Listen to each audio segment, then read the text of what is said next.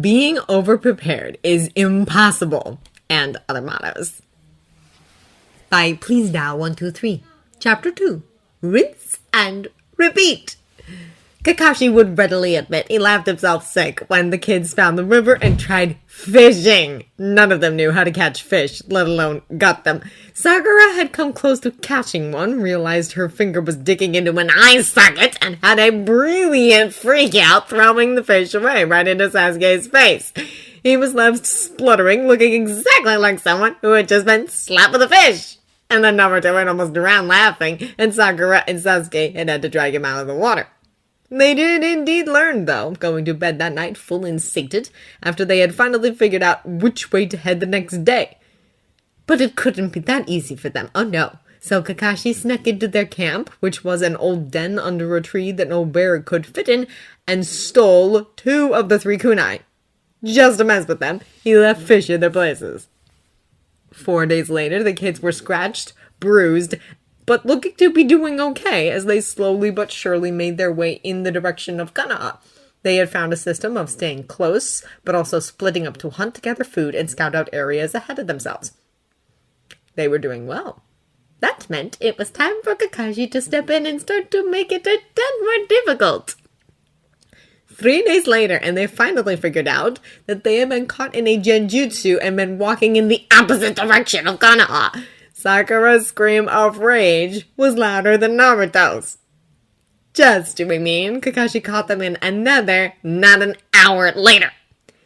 Kakashi was quite proud of how twitchy Sakura had gotten. To be honest, they were all quite twitchy, glancing about with narrowed eyes and ready hands. But Sakura was the one who muttered Kai every hour and disrupted her chakra to make sure they were under no Genjutsu.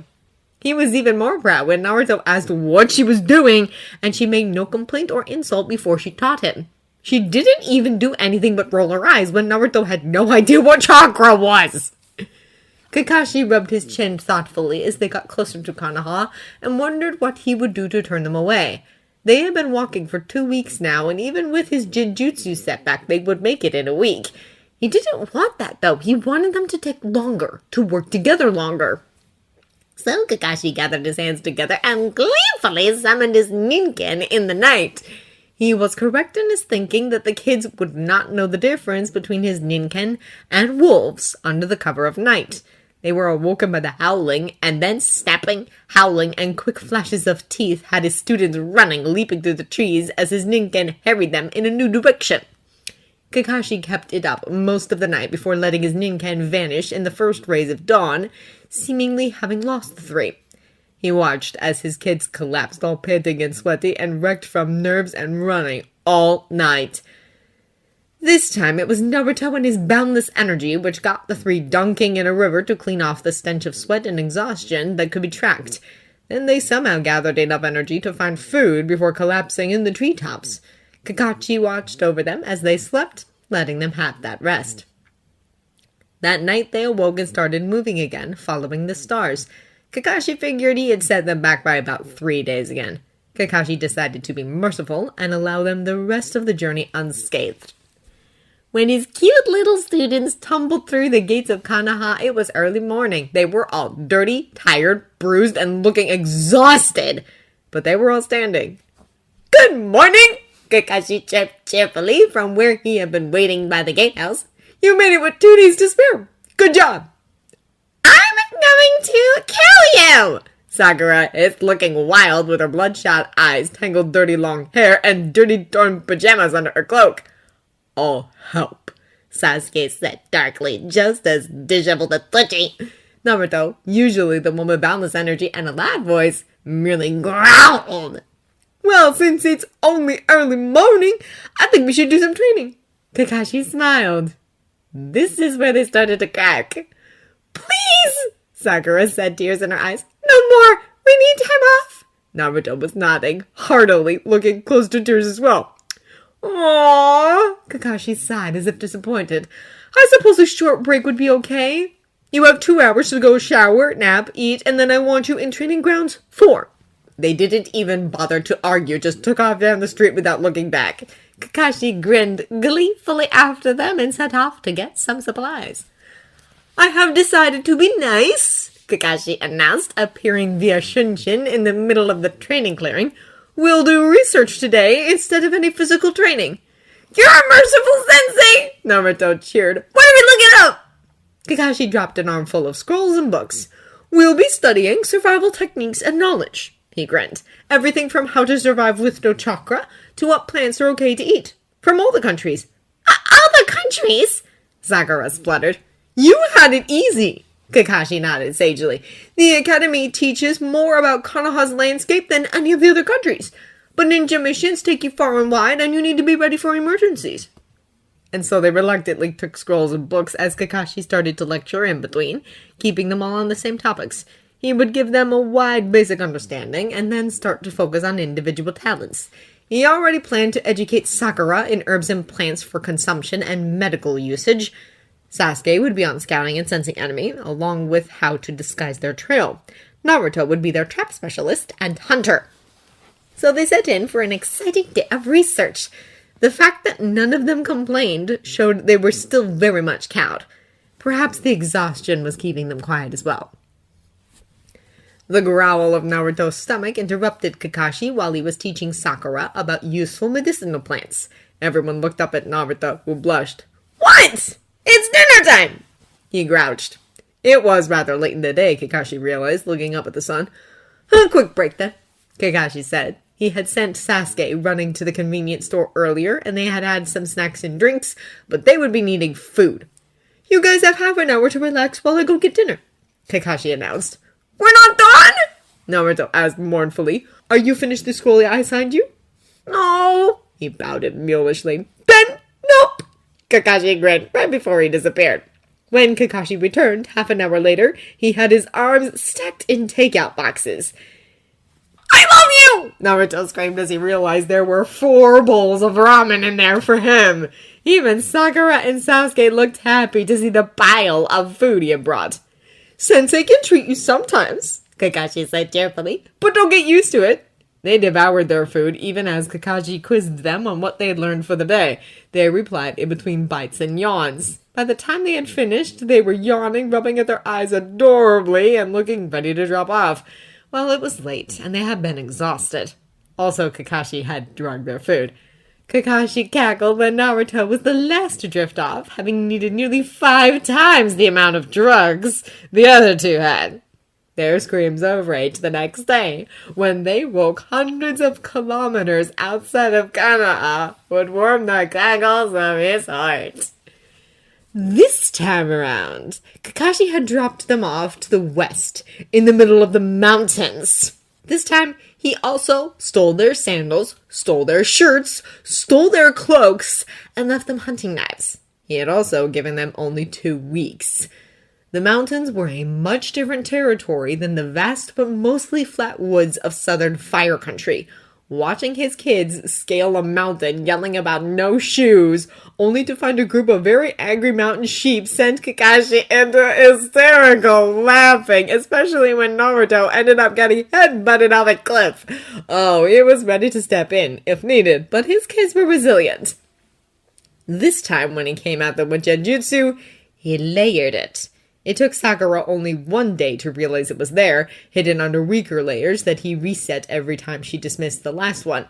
When she wasn't strong enough to disrupt this stronger hidden layer, it was Sasuke who remembered pain could be a better disruptor, and they all bit their lips hard while using Kai. Kakashi was very proud. When they ran into a bear this time, they were ready. Naruto's creativity, paired with Sakura's more academic knowledge, paired with Sasuke's practicality, had armed them with handmade spears, and they actually brought the bear down. It was Kakashi's earlier lessons on their day off that he taught them how to skin and cut up a larger animal, or at least the theoretical knowledge. They messed up a bit, of course, and the hide wasn't useful with how much they had got it, but they got a good deal of meat from it. They spent the next few hours cooking enough meat to last them a few days, even unrefrigerated.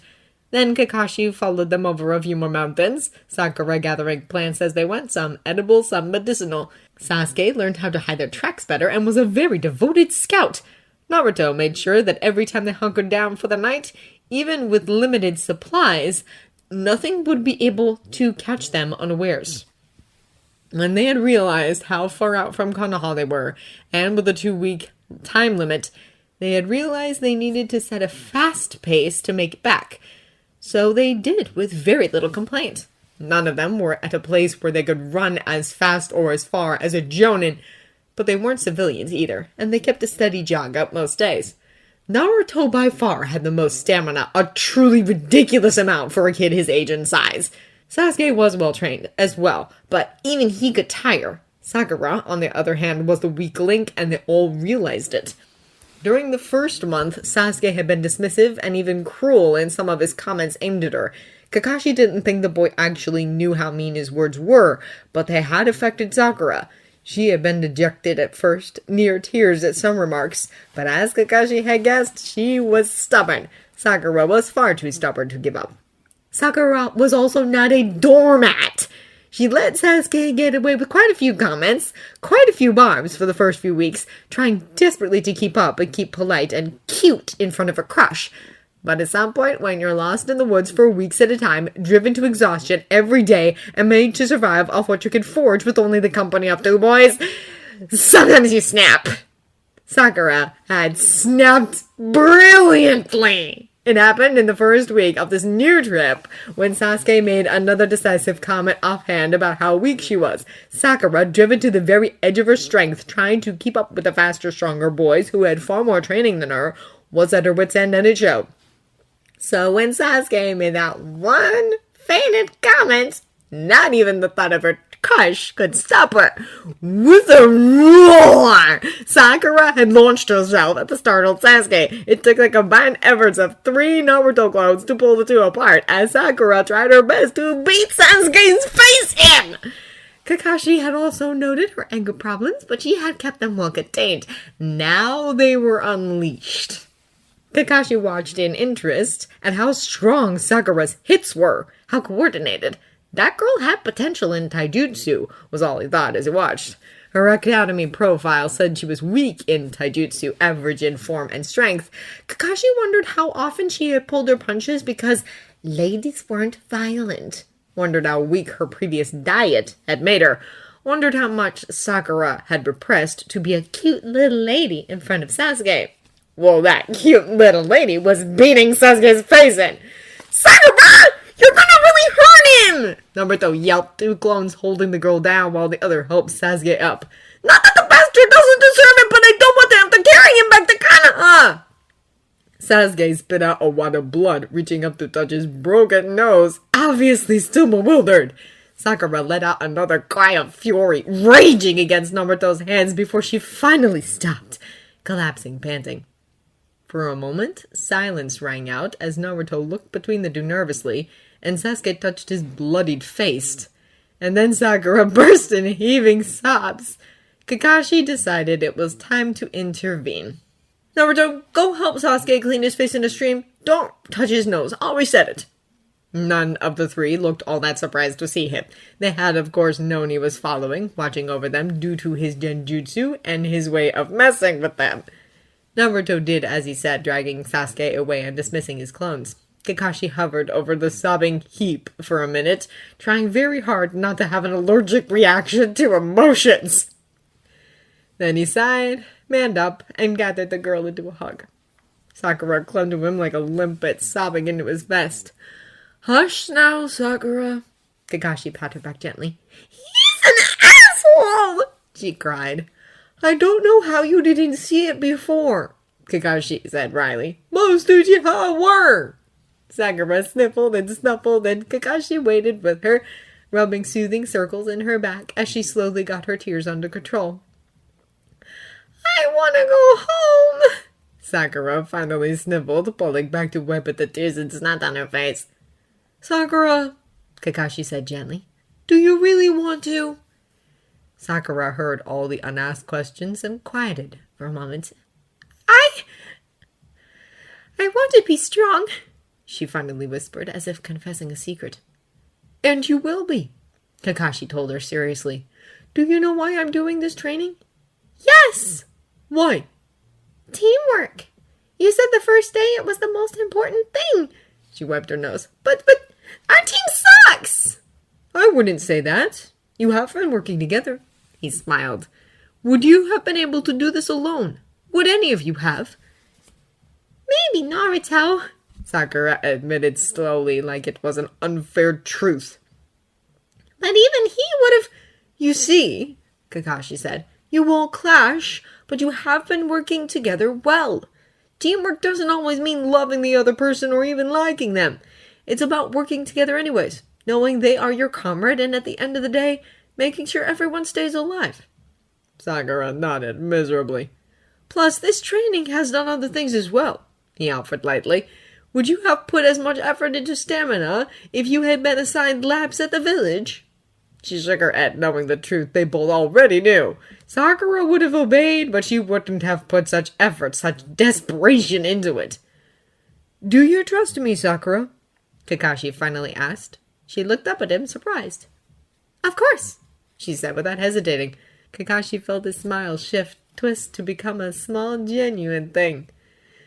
Even though I've abandoned you in the forest twice now, he smiled. But you haven't, she said, a tad bewildered. We knew you were watching us. And you're not upset I left you to fight bears and such? I mean, it's training, Sakura said. It's supposed to be a bit difficult. Kakashi pat her on the head happily. Mom, my cute students understanding my lessons. You are a very bright child, Sakura. She flushed happily at the compliments. And don't worry about Sasuke. He's a bit emotionally stunted, but he'll come around, without needing to punch him in the face. He gave her a pointed look, and she flushed again, this time in embarrassment. Maybe wait until we spar, eh? While I don't usually condone violence against teammates, spars are a different matter. He relented with a wink. And don't let his comments get to you. You never had the privilege of clan training or the heritage that predisposed you to the shinobi arts. You are doing fantastic on your own. She beamed up at him and he ruffled her hair again. Now, put on a brave face, apologize for beating his face in, and start heading for Konoha again. If you guys make it in 5 days instead of 7, dinner is on me. I don't know if I trust any of your offers anymore, she huffed, but stood, wiping the rest of her tears and snot away. How about I swear to never drug you guys again, then? He offered. It was a tad rude of me. She peered at him to see if he was being honest before offering a small shy smile and a nod. And Sakura, I'm very proud of you. Her exulting smile was a blinding beam. Kakashi left her to get the boys. Naruto was lecturing Sasuke relentlessly about being a good teammate, even as he was helping wash the last of the blood off his face. Good job separating them, Naruto. Now why don't you go join Sakura while I help Sasuke reset his nose? Naruto stuck his tongue out at Sasuke and vanished after Sakura. Now, Sasuke, can you tell me what you did wrong? Sasuke stared mulishly at the water. Kakashi sighed and motioned him over. It was the work of a moment to reset his nose. Kakashi's hand lit green with his very basic grasp of medical chakra. Sasuke, Kakashi prodded. I shouldn't have insulted a teammate, he finally said. Yes. Does Sakura deserve your insults? Sasuke struggled. No, he finally admitted, voice a tad lower.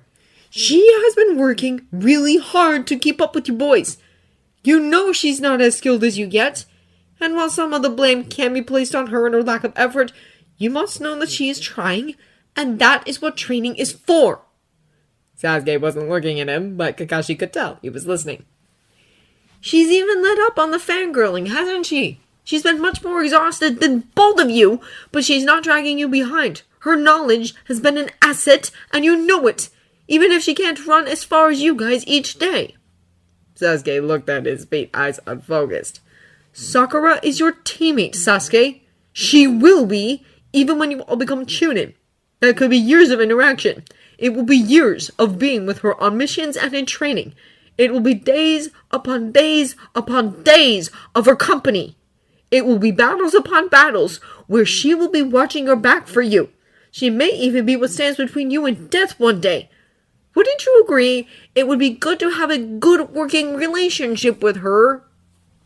She's annoying, Sasuke said, a sulk in his voice. She's a 12-year-old girl. Most 12-year-olds are annoying, Kakashi said lightly, but you can admit she's changed, hasn't she? just as she will change every day for the next few years as she grows and matures. Sasuke nodded hesitantly. Now, I think if she does something you don't agree with, you are allowed to speak up and talk to her about it. You can tell her you are not interested in dating or fangirls. Tell her honestly and straight, and she will back off. If she doesn't, I will make sure she does. But snapping at her for being slower is not fair to her. She is trying, and she will not always be as good as you, nor will you always be as good as her. Teams are meant to round each other out. You will both have your skills and your weaknesses. Sasuke finally sighed and nodded. Now, you're going to apologize for insulting her. She will apologize for punching you in the face. And when we get back to Konoha, we will have a nice chat all together. Sasuke only hesitated a moment and then nodded. Good! Kakashi smiled. Kakashi watched from the trees as Naruto frowned at both teammates till they apologized and shook hands. He had told neither of the boys about the deal for dinner. He didn't want them pushing Sakura. He wanted Sakura pushing them. So he watched happily as they started to run. Kakashi may or may not have cleared the way for them, lessening his Genjutsu and taking care of a cougar as they set off for home. The three students that stumbled in the gates at the end of the 5th day looked like wild feral things. Since Kakashi had stolen their cloaks, shoes, and shirts at the beginning, to Sakura's embarrassment, despite the fact her sports bra was more cover than many ninja wore, they had spent some precious time scavenging. Kakashi was impressed with the reed sandals they had woven. He was also impressed with the spears and the makeshift bamboo canteens. He was also impressed by how they had given up baths to make it back at the 5-day mark and all stood grimy and dirty and panting, gazing at Kakashi awaiting a command. He beamed at them. Good job! You all did very well. You have tomorrow off. They cheered, even if it was somewhat tired. But the day after that, we meet here at 7 a.m. Pack for a month-long trip. Make sure you have everything from weapons to rations. Don't worry about tents. I doubt any of you have one yet, so I will provide those. They stared up at his smile, aghast. Sensei, please, Sakura said weakly. I promise I won't abandon you alone in the forest again, Kakashi soothed. It's a training trip. They relaxed minusculely and he waved them off. Kakashi grinned after them. They are going to mutiny, Kotetsu murmured, having watched the last interaction as well. And kill you, Izumo said sympathetically. It ain't training accident, and we will never find your body. Well, they can try. Kakashi waved the hand. Such cute little ninja. I am sure they'll love this trip. Yep, totally going to mutiny. The two nodded, even as Kakashi wandered off to do his own planning and packing.